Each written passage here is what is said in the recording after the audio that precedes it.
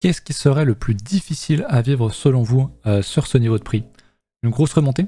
Une grosse baisse ou tout simplement un range où on casse un coup en haut, un coup en bas? Dites-moi ça en commentaire, je suis assez curieux d'avoir votre avis. Personnellement, je vous avoue que je sais pas trop. Je pense que dans tous les cas, enfin toujours si on a un mouvement violent, je pense qu'il y a beaucoup de gens qui sont short ou qui n'y croient plus et qui verraient un truc remonter, se dire ah, c'est pas possible, il y a la guerre en Ukraine, il y a l'inflation, c'est pas normal, je short. Et puis à l'inverse, il y a quand même pas mal de gens, je trouve, qui sont quand même assez bears. Mais je pense que ça tuerait encore pas mal de gens de voir un nouveau plus bas sur BTC.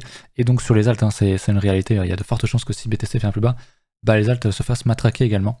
Donc dites-moi ce que vous en pensez en commentaire. Honnêtement, je j'ai pas trop d'avis. Je pense que le plus dur, en fait, ce serait simplement qu'on fasse un range, un truc comme ça, tu vois. Et qu'on y reste encore quelques mois. C'est mon avis, on verra ça un petit peu plus tard. Je vais revenir dessus, mais voilà. Bonjour à tous, au fait. J'espère que vous allez bien. Et que ça se passe plutôt bien côté portefeuille. En mensuel, du coup, on avait fait une belle clôture, j'en avais parlé, on a toujours une belle clôture, ça ne change pas. On laisse une belle mèche en dessous du support. Donc là, ce qui va compter, c'est qu'on ne close pas cette bougie sous le support. Rappelez-vous, hein, je vous avais déjà expliqué ça il y a un petit moment, c'est peut-être l'occasion de le rappeler. Mais souvent, quand on crée une nouvelle bougie, que ce soit du 5 minutes ou du mensuel, souvent, le début de bougie est moche pour ensuite venir reclose un peu moins moche, voire même complètement boule, en fait. Et c'est comme ça qu'on laisse en fait tout simplement des mèches. Donc dites-vous bien que ce qu'on fait là c'est moche, on est d'accord, on verra ça en plus sur l'H4, c'est quand même pas très beau. Mais potentiellement ça peut être qu'une mèche. Donc attention, toujours la même chose, la clôture et rien d'autre, de manière générale. Voilà pour le mensuel. On va passer sur le H4, mais avant je voulais vous montrer un petit truc sur le Twitter, je sais pas si vous le savez, je l'avais déjà dit aussi, mais la baleine c'est un compte qui m'appartient aujourd'hui. Qui a donc quasiment 60 000 abonnés. Je l'ai repris parce qu'il y avait beaucoup d'inactivité. Je l'ai repris, j'ai mis quelqu'un sur le compte et il y a un concours Twitter qui va arriver très bientôt.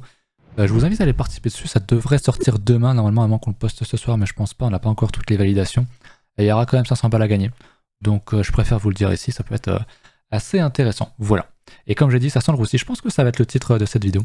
On verra ça comment je gère ça, mais ça pourrait être un bon titre. Donc voilà pour BTC pour les grandes unités de temps. On va regarder maintenant les plus petites. Et ce que je vois ici, bon, bah c'est le range, hein, je vous l'avais dit. On casse à la hausse. Bon, malheureusement, il n'y a pas de volume. Donc je sais pas si vous vous souvenez, j'avais un achat, j'avais un bon achat ici. Avec un stop ici, ça a quand même largement bien donné. Je visais quand même le 38.2, on n'est pas allé chercher, on s'est arrêté une fois de plus sur le Vegas H4. Je suis désolé si vous entendez du bruit, j'ai une réponse sur Telegram. Donc j'ai pris 25% de profit, j'avais dit, je crois, sur mercredi en vidéo, j'ai pris des profits ici. Et j'ai pris tous les profits une fois qu'on avait réintégré. Parce que souvenez-vous, quand on a un range et qu'on le réintègre, et bien souvent, qu'est-ce qu'on va faire? On va aller chercher à aller dézinguer l'autre niveau, l'autre range. Et là, on a encore un gros niveau bien évident. Et je pense qu'on va aller défoncer ce niveau-là. C'est pour ça que j'ai repris un short sur cette retest de résistance. D'ailleurs, je devrais plutôt le passer en rouge, mais vous avez compris. Et je pense que voilà, ma target max, ça sera ici. Peut-être qu'on s'arrêtera avant. Je vais voir comment réagit le cours en fonction. Mais là, c'est quand même pas très beau ce qu'on a ici. Donc souvenez-vous bien de ça quand on a un range parfait. Je vais vous redessiner ça un petit cours. Ça ne fera pas de mal. Quand on a un range, quand on fait un beau truc comme ça, à peu près beau, et qu'on casse en haut, et qu'on fait vraiment des plus hauts, hein, et qu'on réintègre, bah généralement on va aller tout dézinguer derrière. Alors on n'ira peut-être pas aussi bas, mais viser le 50% du range, c'est une première target qui est quand même relativement safe. Mais généralement on va aller chercher d'aller casser ces creux-là, ces creux-là, ces creux-là. Donc pensez-y, c'est important. Ce qu'on fait actuellement en termes de price action, bah, c'est pas... j'étais très bullish quand on l'a cassé ici, sauf qu'il n'y avait aucune conviction, on réintègre, donc à partir de ce moment-là, basta quoi, faut pas hésiter à sortir, c'est pour ça que je suis même rentré short. Derrière, je vais redescendre mon stop loss à break-even ou légèrement en dessous. Donc je m'attends à ce qu'on aille faire un plus bas et chercher de la mèche ici. Après voilà, c'est typiquement ce range qu'on avait en H4, hein, ici. On l'a cassé un coup en haut, un coup en bas, en recassant, on réintègre. Et ben moi je m'attends à ce qu'on aille faire ça, peut-être même beaucoup plus bas, et que derrière pourquoi pas on réintègre et que finalement on a un range qui soit beaucoup plus grand et qui soit visible par la suite en délicatement. Donc c'est pour ça que le scénario du range me plaît beaucoup, entre guillemets, me plaît. C'est quelque chose que je vois pas mal pour l'instant. Quand je vois aussi la gueule des options, c'est toujours pareil, hein, c'est ici. Fin juin, bah il y a beaucoup de gens qui pensent qu'on sera à 25 000, beaucoup de gens qui pensent qu'on sera à 60 000. Le juste milieu en termes de, voilà, de call et de ratio et tout, le max price c'est à 34 000, donc c'est légèrement au-dessus où on est actuellement. Voilà, le but c'est d'aller chercher la liquidité, de faire tomber les gens. On a aussi également ça du coup sur Kingfisher, on a beaucoup de niveaux à aller chercher en bas, vous le savez. C'est encore une fois le seul truc qui me fait dire que bah c'est quand même pas très beau, il n'y a rien au-dessus. Donc aller faire un tour à 24 000, Ça me semble pas aberrant, pourquoi pas aller chercher la MA 200 carrément. C'est toujours un scénario qu'on a actuellement. Et le short sur le 5 minutes est passé. On vient d'aller TP. Donc c'est super. 15 minutes du coup n'a pas été validé. Mais j'avais les 15 minutes en tête, le 5 minutes en continuation baissière. Donc ouais, il n'y a pas grand chose à faire pour moi si ce n'est de short ici. Hein. Donc là c'est trop tard pour short pour moi. On est retourné en mid-range globalement. C'est un short ici qui était assez safe. Par contre, si derrière on vient vite refaire un plus haut et que voilà, on casse bien ce niveau-là et qu'on consolide, qu'on a des signaux ici, qu'on casse derrière, bon bah là ok, je repasse très beau. Mais en l'état, ce qu'on a fait ici, c'est vraiment pas très très beau. Je voulais vous montrer aussi un autre scénario de range qu'on a fait ici. Bien souvent, je vous montrais hein, que bah, souvent quand on a une tendance, voilà, quand on fait quelque chose comme ça, bah, je ne veux pas prendre le... Voilà, enfin le prendre.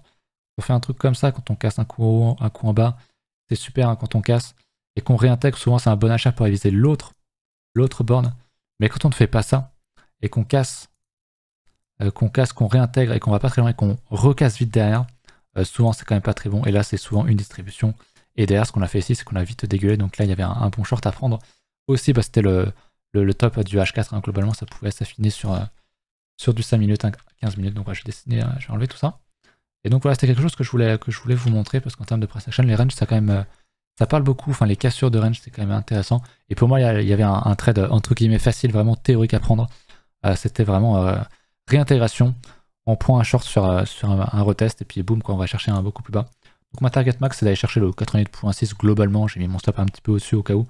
Mais il y a une grande mèche à aller chercher ici. Un gros niveau ultra évident ici. Ça me paraît compliqué maintenant qu'on n'allait pas le chercher en fait à nouveau. Donc voilà pour mon avis, j'espère avoir tort. Que le marché va remonter. Mais finalement, voilà, on a une borne haute ici, on aura une borne basse bah, bientôt ici, je pense. Donc voilà, on élargit le range, on prend la liquidité au-dessus, en dessous. On sort un petit peu tout le monde petit à petit. Au niveau open interest, bah, on sort quand même pas mal de monde au final. On a un funding négatif, mais pour moi, ça veut rien dire sur ces niveaux. Le funding négatif, pardon, varie entre positif et négatif. Donc ici, il n'y a pas de vraie info. Hein. Pour moi, pour qu'il y ait une vraie info sur le funding, il faut qu'il y en ait une aussi sur l'open interest. Et qu'on ait vraiment un truc vraiment aberrant. Comme ce qu'on a eu ici, ce qu'on a pu avoir ici aussi. Là, on est vraiment sur du plat depuis très très longtemps et pour moi, ça montre qu'il y a personne quoi. Ça short, ça continue de longue bien sûr, mais il n'y a pas de réel entrain dans ce mouvement-là. Et puis voilà, niveau open test, bah, globalement, ça se calme. Donc je pense qu'on est en train de vider le marché petit à petit, et que c'est quelque chose qu'on devrait voir encore longtemps. Voilà mon avis sur ceci. Est-ce que j'ai quelque chose à vous montrer? En plus, je ne crois pas. On est toujours en phase de fear, forcément. Le cours tombe. Encore une fois, ça peut durer longtemps. Au niveau des alts, je crois qu'il n'y a rien qui pump. J'ai vu qu'on m'avait reproposé encore plein d'alts. Je ne vais pas en parler toujours parce que là, je pense qu'aujourd'hui, il n'y a rien à dire. Krill, intéressant. Qui prend 30%, mais globalement, ça reste quand même le 100 et le 100 et le 100. Au niveau des alts, Ether commence à faire très mal. Je sais que Tilt a parlé de cette fameuse trendline qui a cassé dans l'école. Moi, je ne suis pas trop fan des trendlines intra-range. Évidemment, on casse un truc, c'est important. Mais on reste dans un range. Il y a de la place en dessous, hein, il y a vraiment de la place pour aller casser cette grosse dynamique, aller retester des gros niveaux. On pourrait voir les alts tomber ou ranger encore très très longtemps, plusieurs mois, avant de reconnaître peut-être une hausse. Sans doute, il n'y a pas de souci là-dessus. Donc ce que j'attendrais vraiment sur cette paire, c'est qu'on casse ce niveau-là. Et qu'on fasse un ATH pour me dire, ok, les alts, c'est reparti. Et qu'on ait des setups sur les alts, bien sûr. Ou alors, je vais enlever ça. Ou alors qu'on vienne beaucoup plus bas, qu'on ait un setup d'achat ici et on repart à la hausse. Ou alors, hein, truc classique, hein, encore une fois, ce que je vous ai dit. Souvenez-vous ce que je vous ai dit. Range, on a une déviation ici, donc on casse, mais on réintègre très vite. L'objectif, c'est quoi? C'est la borne basse. Et un autre scénario, encore une fois, d'élargissement de range et de prise de liquidité de piège, en fait, c'est de faire exactement ce qu'on a fait au-dessus, mais de le faire en bas.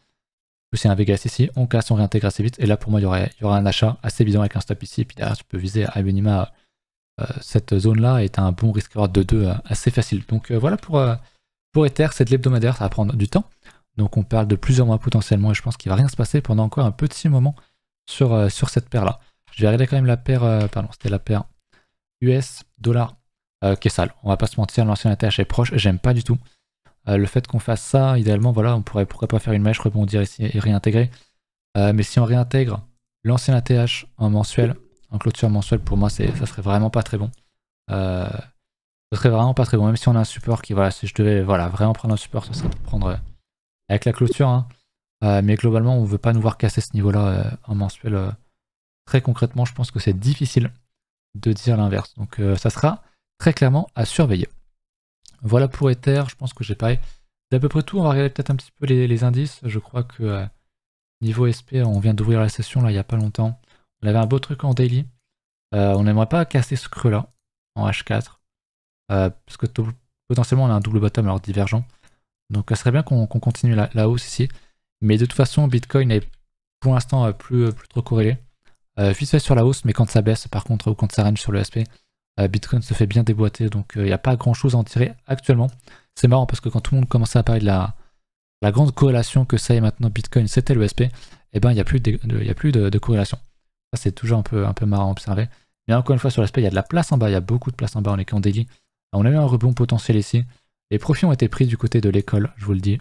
Il y a encore potentiellement pour encore aller plus haut, il n'y a pas de problème, mais il y a pas mal de place en dessous, donc il faut en avoir conscience. C'est pareil sur les autres, on va regarder aussi. Je voulais voir le dollar. Le dollar, souvenez-vous, qui a fait une réintégration en mensuel. Donc une bonne chose, une déviation, on a fait des plus hauts, on a juste laissé une mèche, on a pris les stops et on a réintégré. Ce qu'il faut maintenant, c'est confirmer ça. J'avais mis un trade ici, qui ne sera pas exécuté avant, je pense, plusieurs mois, voire même années, assez facilement.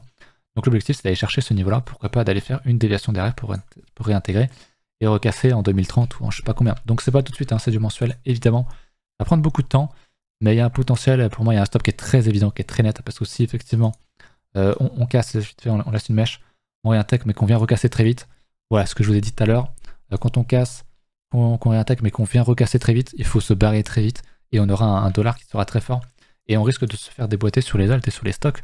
Donc c'est quelque chose à suivre, mais quand je vois un truc comme ça, pour moi les probas et le R, hein, donc le risque reward est quand même important et quand même intéressant. La chance est d'aller shorter ce truc là. C'est du long terme, c'est du mensuel. Donc on peut encore monter encore 2 semaines, il n'y a pas de souci. Tant qu'on ne va pas faire de clôture plus haute. Ça sera important. Donc voilà, ça va être un truc à surveiller. Je vais essayer d'en parler de temps en temps. Je pense que le dollar, je vais mettre de côté quelques mois, sauf si vraiment il réintègre. Je vais mettre une alerte ici. Et je vais en mettre une, je sais pas, mid-range. Et je vais en mettre une fois qu'on aura cassé. Ça va pas sonner tout de suite, qu'on soit d'accord, mais ce sera quelque chose à surveiller. Voilà pour ça, écoutez, c'est à peu près tout pour aujourd'hui. Je vous rappelle que ce soir je suis en live, donc n'hésitez pas à venir vers 21 h à peu près sur la chaîne Twitch. J'ai pas de problème de co, mais ça devrait aller. Et puis voilà, pensez à vous abonner au Twitter, à la chaîne YouTube, et on se retrouve très bientôt. Salut!